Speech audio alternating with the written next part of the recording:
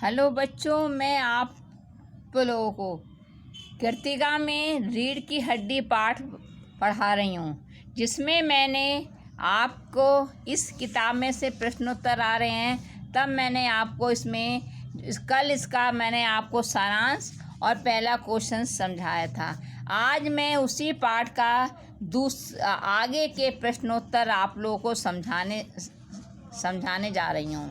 जैसे इसमें पहला प्रश्न मैंने आप लोगों को समझाया था।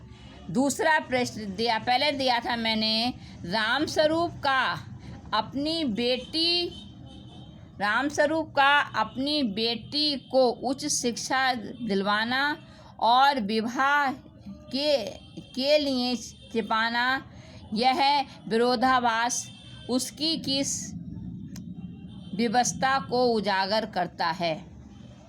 तो इसमें मैंने समझाया था कि रामस्वरूप अपनी बेटी को इसमें मैंने इसका सारांश में मैंने समझाया था कि आप लोगों को रीढ़ की हड्डी एक व्यंग्यात्मक एकांकी है।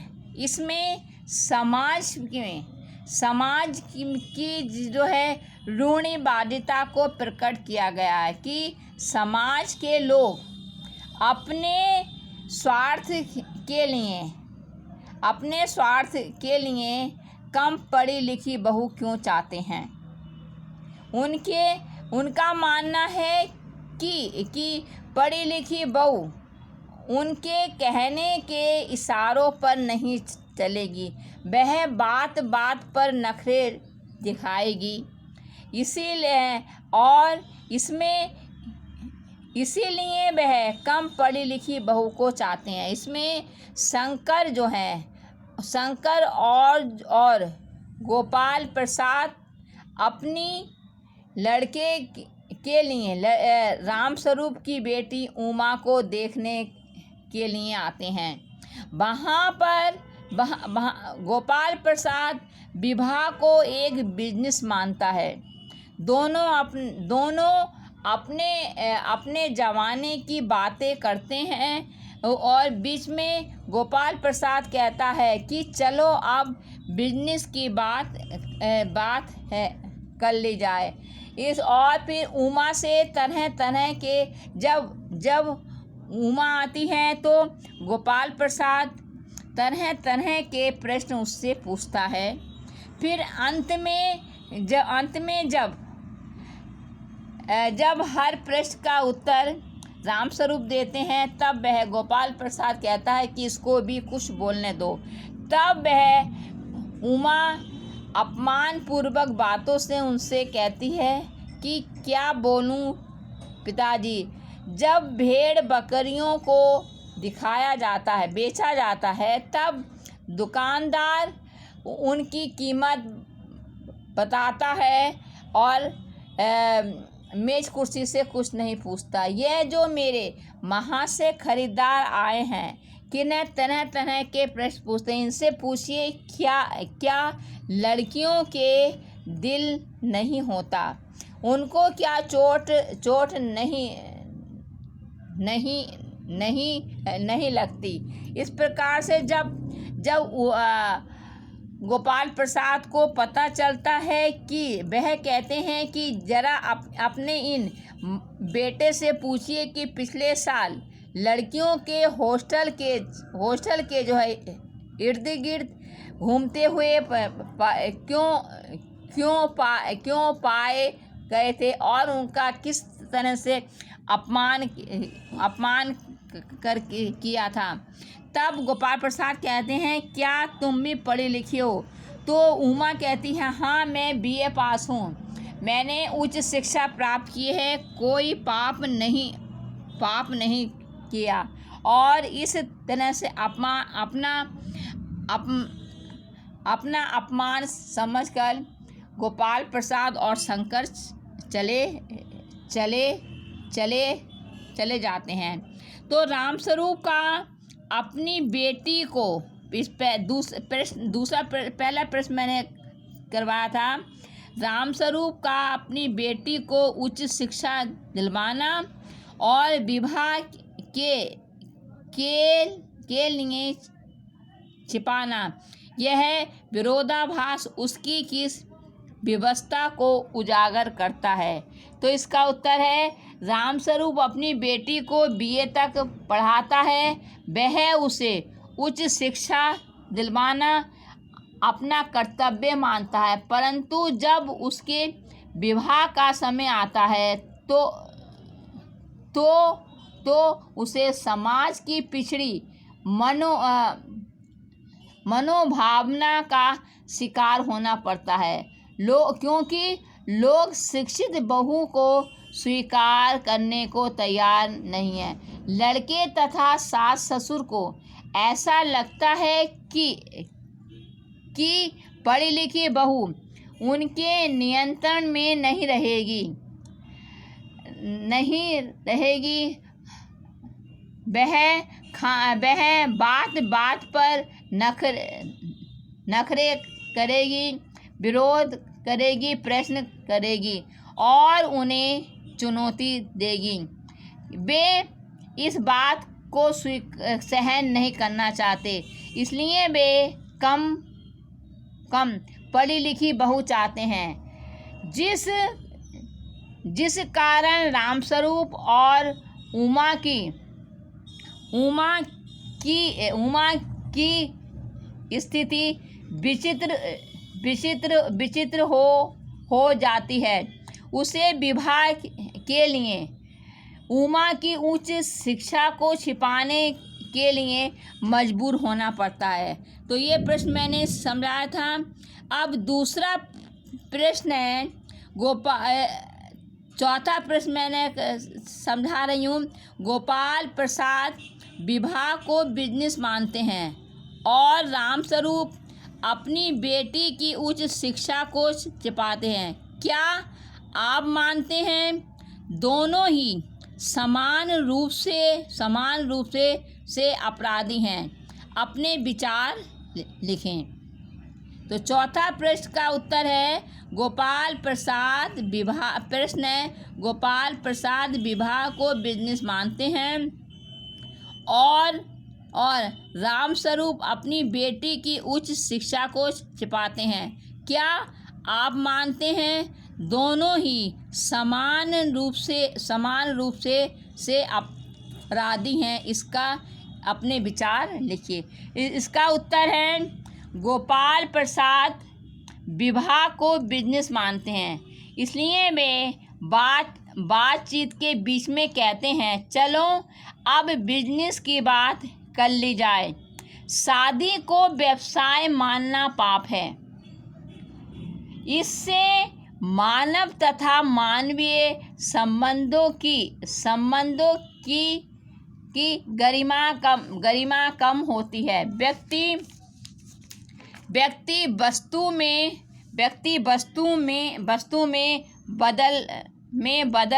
बदल जाता है। शादी एक व्यवसाय या धंधा बन जाती है। इससे विवाह में लाभ हानि की भाषा में बातें होती हैं। संबंधों की मधुरता नष्ट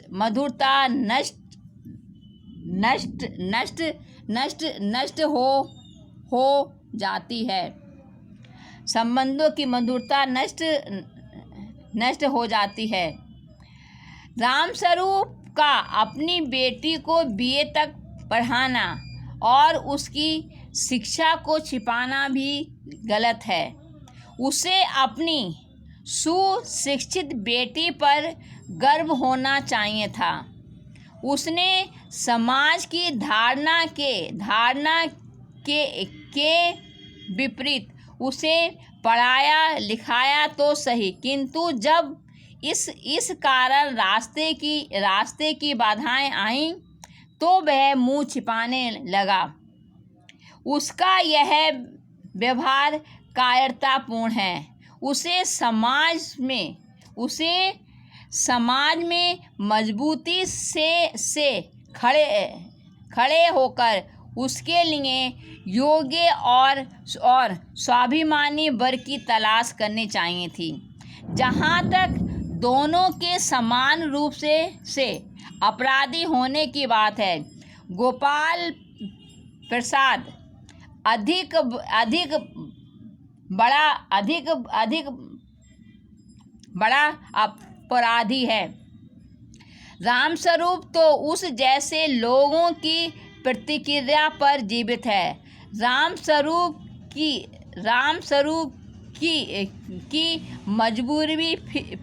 मजबूरी फिर भी कम बुरी है। उसका बस चलता तो वह गोपाल प्रसाद जैसे ढोंगियों की बखिया उधेड़ कर रख देता, परंतु इससे उसकी कन्या की जिंदगी खराब हो सकती थी। तो यानी कि रामस्वरूप का अपनी बेटी की उच्च शिक्षा को छिपाना एक बहुत बड़ी मजबूरी थी। अगर वह गोपाल प्रसाद जैसे ढोंगियों की बात का विरोध करता तो इससे उसकी जो बेटी की जिंदगी खराब हो सकती थी। अब फिर से इसका आंसर मैं बोल रही हूँ कि गोपाल प्रसाद विवाह को बिजनेस मानते हैं और रामस्वरूप अपनी बेटी की उच्च शिक्षा को छिपाते हैं। क्या आप मानते हैं दोनों ही समान रूप से अपराधी हैं? अपने विचार लिखिए। तो इसका उत्तर है कि गोपाल प्रसाद विवाह को बिजनेस मानते हैं, इसलिए वे बातचीत के बीच में कहते हैं, चलो अब बिजनेस की बात कर ली जाए। शादी को व्यवसाय मानना पाप है। इससे मानव तथा मानवीय संबंधों की गरिमा कम होती है।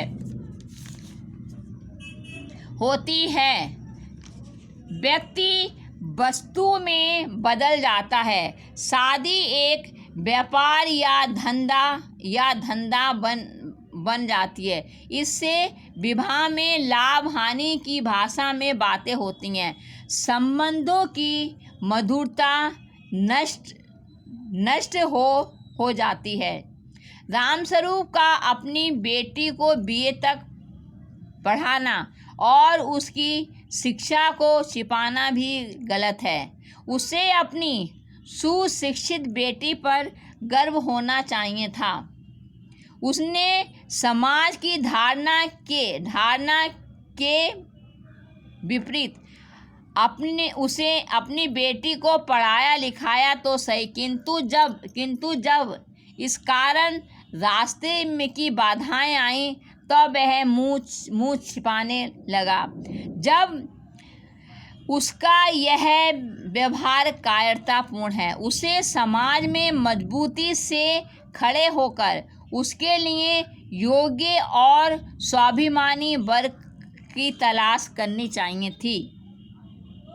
जहाँ तक दोनों के समान रूप से अपराधी होने की बात है, गोपाल प्रसाद अधिक बड़ा अपराधी है। रामस्वरूप तो उस जैसे लोगों की प्रतिक्रिया पर जीवित है। रामस्वरूप की मजबूरी फिर भी कम बुरी है। उसका बस चलता तो वह गोपाल प्रसाद जैसे ढोंगियों की बखिया उधेड़ कर रख देता, परंतु इससे उसकी कन्या की जिंदगी खराब हो सकती थी। अब बच्चों, मैंने आपको 5वां प्रश्न है, आपके लाडले बेटे की रीढ़ की हड्डी भी है या नहीं? उमा इस कथन के माध्यम से शंकर की किन कमियों की ओर संकेत करना चाहती है? अब प्रश्न है, आपके लाडले की रीढ़ की हड्डी है भी या नहीं? उमा इस कथन के माध्यम से शंकर की किन कमियों की ओर संकेत करना चाहती है? इसका उत्तर है कि आपके लाडले बेटे की रीढ़ की हड्डी है भी या नहीं। इस कथन के माध्यम से उमा शंकर की निम्नलिखित कमियों की ओर ध्यान दिलाना चाहती है। पहला पॉइंट है शंकर बिना रीढ़ की हड्डी का है, अर्थात व्यक्तित्वहीन है। उसका कोई निजी स्थान या महत्व नहीं है। वह अपने पिता के इशारों पर ही करने वाला बेचारा जीव है। उसे जैसा कहा जाता है वैसा ही करता है। वह पिता की उचित अनुचित बातों पर हाँ करता चलता है। ऐसा वर पति होने योग्य नहीं है। दूसरा पॉइंट है शंकर लड़कियों के पीछे लग कर अपनी रीढ़ की हड्डी तुड़वा बैठा है। उसका सभी के सामने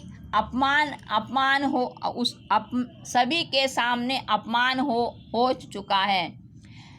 अतः वह अपमानित, लंपट और दुष्चरित्र है। तीसरा पॉइंट है उसका शरीर बहुत कमज़ोर है। उससे सीधा तनकर बैठा भी नहीं जाता, इसलिए वह विवाह के योग्य नहीं है। फिर से इसका प्रश्न मैं बता रही हूँ। प्रश्न है आपके लाडले बेटे की रीढ़ की हड्डी भी है या नहीं? उमा इस कथन के माध्यम से शंकर की किन कमियों की ओर संकेत करना चाहती है? इसका उत्तर है कि आपके लाडले बेटे की रीढ़ की हड्डी भी है या नहीं। उमा इस कथन के माध्यम से शंकर की निम्नलिखित कमियों की ओर ध्यान दिलाना चाहती है। पहला पॉइंट है शंकर बिना रीढ़ की हड्डी का है अर्थात व्यक्तित्वहीन है। उसका कोई निजी स्थान या महत्व नहीं है। वह अपने पिता के इशारों पर ही करने वाला बेचारा जीव है। उसे जैसा कहा जाता है वह वैसा ही करता है। वह पिता की उचित अनुचित सभी बातों पर हाँ करता चलता है। ऐसा वर पति होने योग्य नहीं है। तो देखिए इसमें पहले मैं बताया है कि वह सबसे बड़ी कमी यह है कि शंकर व्यक्तित्वहीन है। वह पिता के हर बात को, कोई उचित बात हो अथवा जो है अनुचित हो, सभी पर हाँ करता, सभी बात को मानता। वह पिता के इशारों पर चलता है। तो ऐसा मनुष्य, ऐसा वर पति होने योग्य नहीं है। दूसरा पॉइंट है लड़कियों के पीछे लग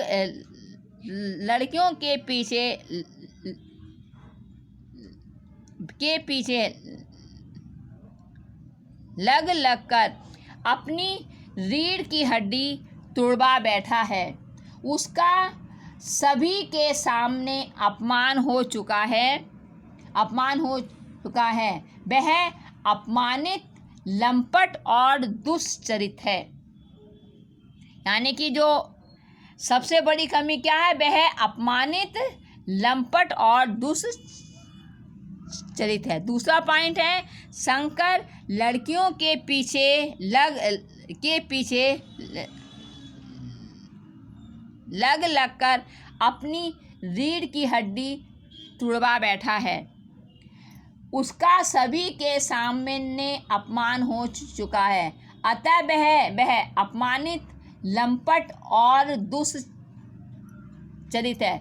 उसका तीसरा पॉइंट है उसका शरीर कमज़ोर है। उससे सीधा तनकर बैठा भी नहीं नहीं जाता, इसलिए वह विवाह के योग्य नहीं है। तीसरा पॉइंट है, उसका शरीर कमज़ोर है, उससे सीधा तनकर बैठा भी नहीं जाता, इसलिए वह विवाह के योग्य नहीं है। तो इस प्रकार से बच्चों मैंने आपको रीढ़ की हड्डी पार्ट के जो हैं क्वेश्चंस समझा दिए। धन्यवाद।